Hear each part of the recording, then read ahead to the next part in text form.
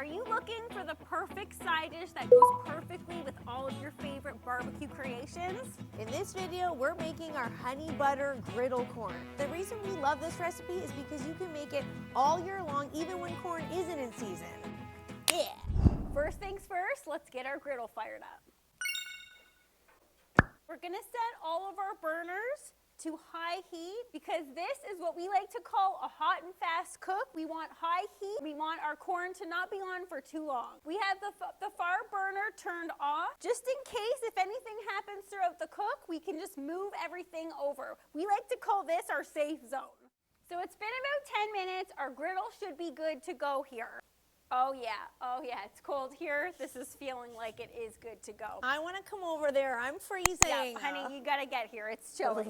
It all starts with some butter. Oh yeah.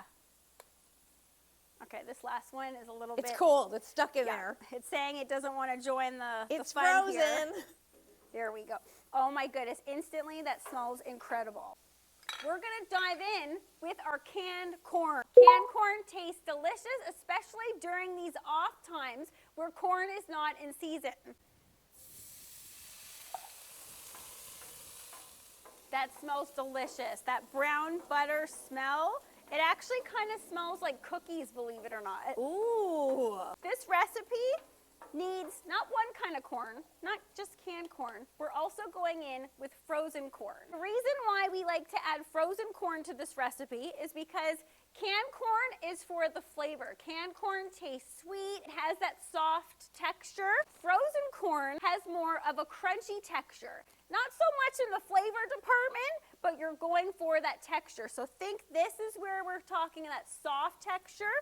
Frozen corn is where we're talking more of a crunchy texture. Those textures together is what makes this dish come alive. Everyone's joining the party here.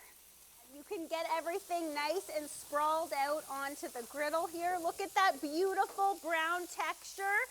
It's roasty, it's toasty. Oh yeah, oh yeah. I think you just like flipping things over with I that. do, I don't know why. I'm like, oh yeah. That's feeling good. That's feeling good. It's smelling good. Okay, I would like to join this party. I can't take the whole recipe. We got to give Kiki a chance, I Get guess. out. Get out of there. I'm not done doing Put this that yet. down. No, you're just spreading it around more. All right, so the first thing I'm gonna do is turn this down a little bit. I do appreciate that my honey got it up high to get us that nice toasty corn. Honey, I am getting the cookie smell. I don't know why that's smelling like cookies, but oh Lord, if you guys could smell this, it's buttery, it's corny, it's sweet. We're gonna turn this down just a little bit because we don't want our corn to burn. We've got some nice color on it. It wouldn't be honey butter griddled corn without the honey and an unexpected ingredient, a little bit of cream cheese. Not looking for a soupy texture like creamed corn or like a corn chowder. We just want enough cream cheese to coat all these kernels of corn to give it a nice smooth texture, but not be too soupy. So we're gonna add that right to the center so it can begin to soften and melt down into the corn. All we need to add now is the honey. Oh, it's also really, really sticky because it's so cold. This is creamed honey, so it is a bit firmer to begin with, but regular honey works just as well. And the very last ingredient we're gonna add is some barbecue rub. You don't have to add this. You guys know we love adding barbecue rub to everything. We're using the Suckle Busters Hog Waller. We love this rub. It's gonna give us a little bit more sweetness, a little bit of those savory spices in there. Okay, because it is a little bit chilly here, I'm just gonna put the lid down and give this a little bit of extra heat to melt that cream cheese. I don't know why this recipe is me want to say like cornholio. Is cornholio bad? I don't should be saying that word. Yeah, do you remember where that's from? No, I don't, and I don't think that's appropriate for you to be talking about on this video. It's been a couple minutes. Let's see if our cream cheese is melted. Ooh. Oh yeah. The barbecue. Oh my goodness, the smells. The smells. The honey has melted down.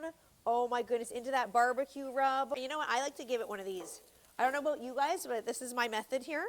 Giving it that.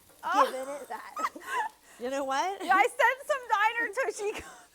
That's not even, my tushy wasn't even involved though. Oh yeah, it was. Okay, wait, now, okay, this is diner tushy. Diner tushy, corn cob edition.